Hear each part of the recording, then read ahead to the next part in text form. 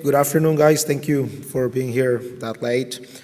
Um, what I'm going to discuss today is not as theoretical as your presentation, but more what happened in the field, right? How do we deal with this rapid strength concrete in the field, and why we think there's systems, testings, and protocols that should eventually change to address these materials in a more fair way, but also in a way that we ensure quality for our projects.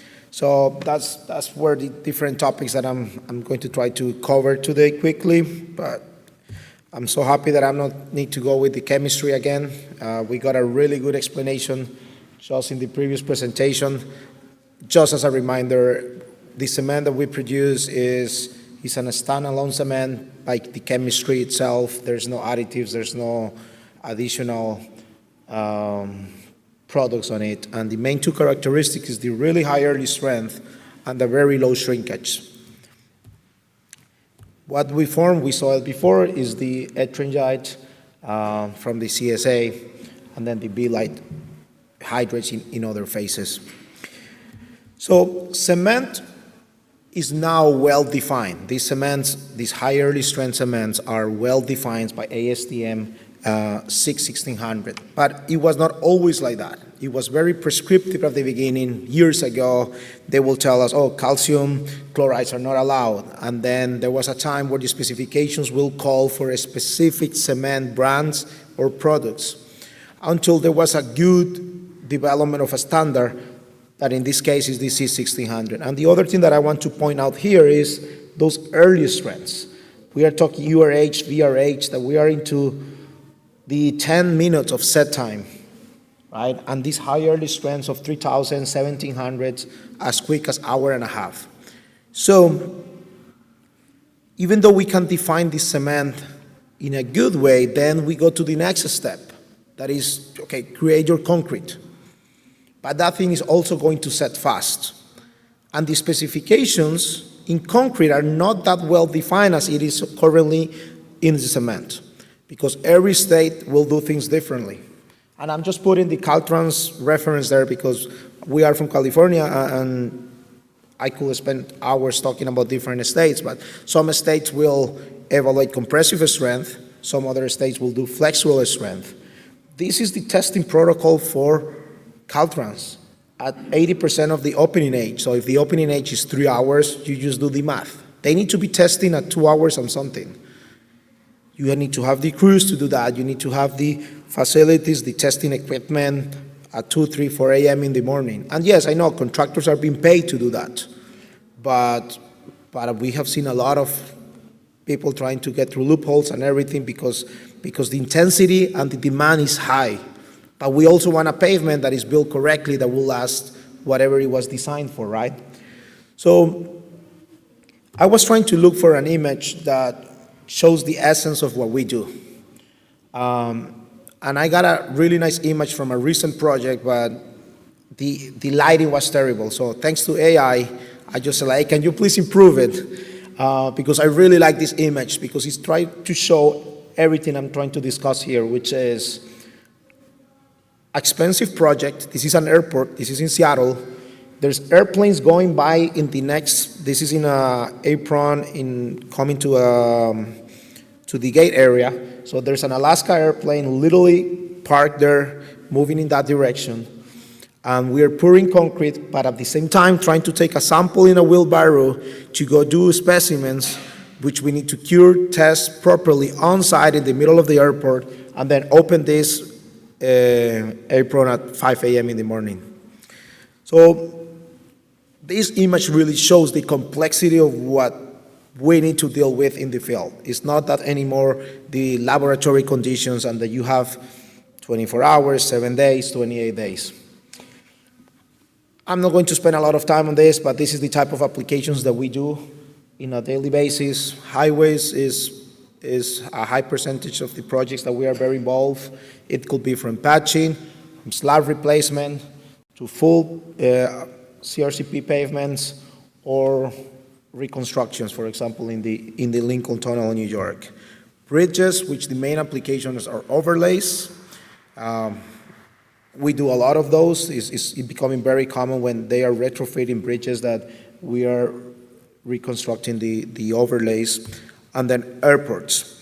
The right picture is in Chicago Midway. That's an old project. It has more than 10 years, more than 15 years that it was done.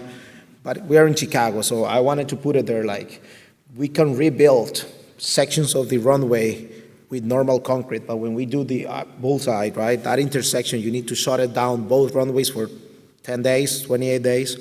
So that's the type of projects that we get involved and the complexity of them. Melbourne Tullamarine in Australia, like that airport never shut down their operations. Imagine if they will have to shut down 14 gates for multiple dates. And the gates remain open at peak times. We work in the non-peak times. So that's kind of the timeline of what we deal in the field.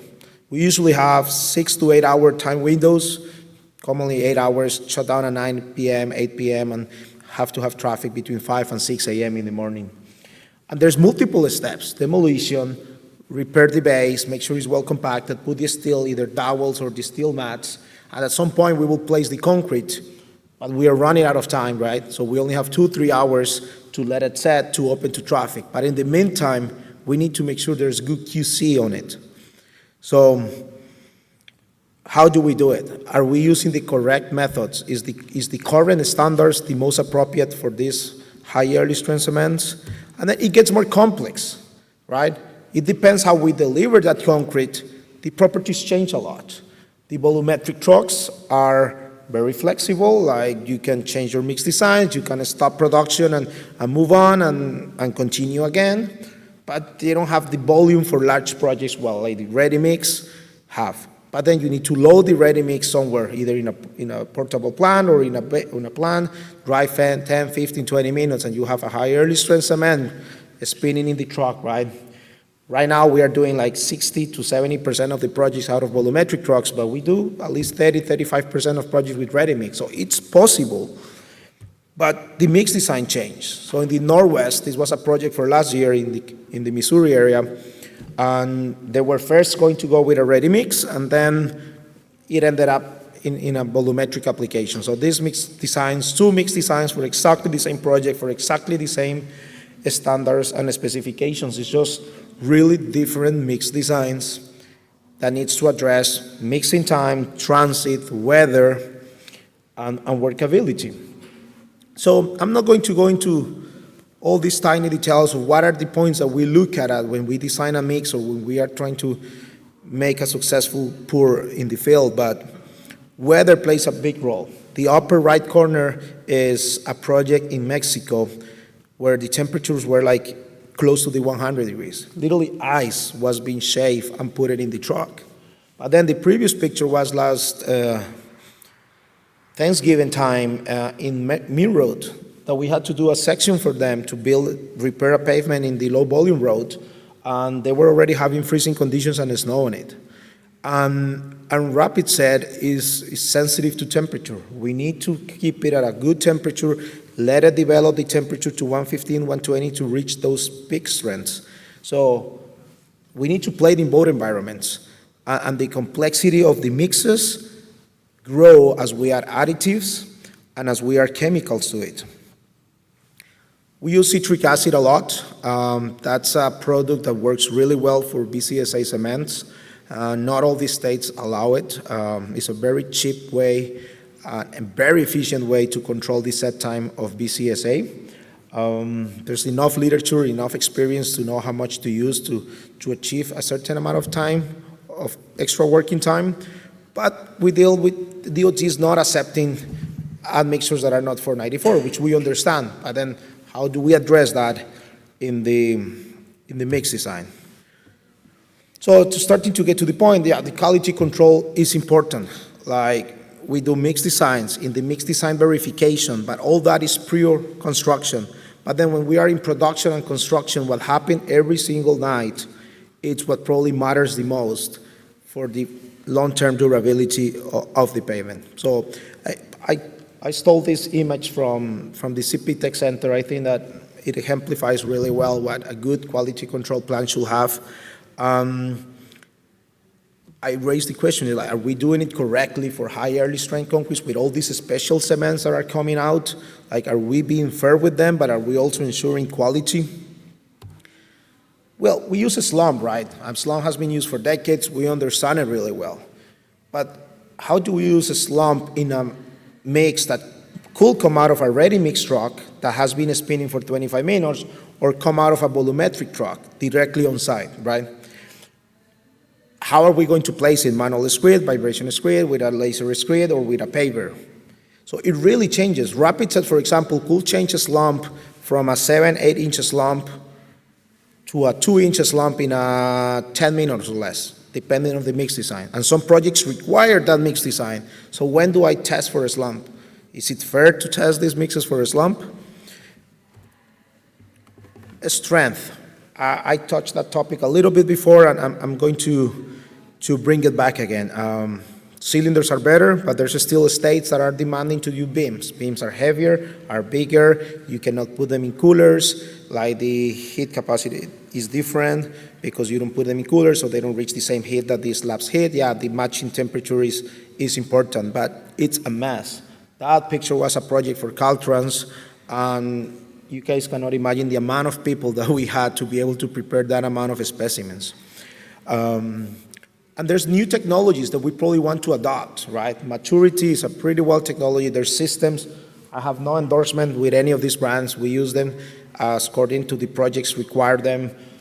Smart Rock, the Helix system. There's other technologies like the Exact that we're going to talk a little bit more about that, the matching curing, the WebLog is from Rebel Sensors. Those are technologies that are out there. Are they good or bad? I might have my opinion for each of these systems. This is not the goal of this presentation, but it's like maybe we should use some of that technology, and maybe we should be very careful about using certain other technologies to test this, right? Because, for example, maturity, very well defined technology at this point, everyone knows about it, use it a lot, right? So that's how a nice plot of maturity looks like. You have a trend, and then if you have breaks, those breaks should align really well in your maturity curve. But what happened with Rapid Start when the strength gain pattern is very different? Grows fast, but it plateaus a lot faster as well, right?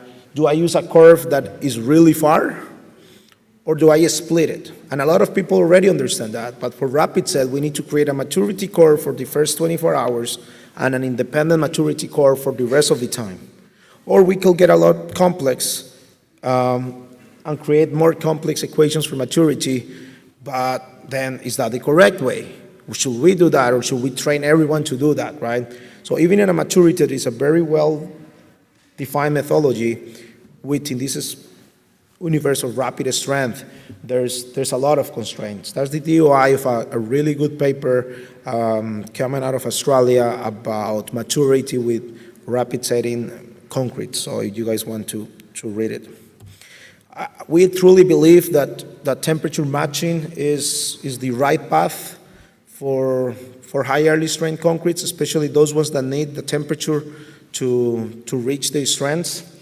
Again, no endorsement to the company, but their system works really fine. We have been testing it for a while. We kind of support this argument because it's not a new argument, right? I mean, this concept of put the beams next to the slab where you pour that, then just to kind of, it's in the same environment, it's in the same concrete, but at the end, those beams do not have the mass that the slab might have. So yeah, it might be the same conditions, but it's not developing the same heat. So this matching curing temperature comes to just cure the specimens in the exactly same temperature profile that the concrete of your element is developing. So we believe it's a very accurate way to test and characterize these mixes. What about shrinkage? Way more complex. See, if a strand is already complex, 1 minute? Okay, I have 1 more minute. Okay, damn it. Okay, so shrinkage. If a strand is complex, shrinkage is even more, right? We are not doing enough for shrinkage. Like these high early strength concrete mixes had a lot of admixture sometimes that make it to shrink. And then in the validation process, it might pass. But what are we doing to supervise the real shrinkage in a quality control plan, in a daily in a day, every single day, right? So there's a limit there, and I don't have the answer. Field curing is really important. Everything has to happen faster. It needs to be done at the right time. Otherwise, we will have the cracking, we will have the damage. Sometimes at a really cold temperatures where we need burlap and heating blankets, and sometimes only curing compound, which was a really bad application of curing compound, according to, I'm pretty sure Michelle would agree with me. But that's a really bad application, but it's really important. So just to conclude, there's these cements that are high early strength, that if they are designed and built correctly, they will last 30, 40 years. There's forensic projects that proves that. But at the end, we need to do it properly, and we need to question ourselves if we are testing it and measure them in the right way, to be fair with the materials, to be fair with the field conditions, but also to ensure durability and the long-term quality. And with that, I finish. Sorry for the time, and thank you for the help of saving me a couple of minutes.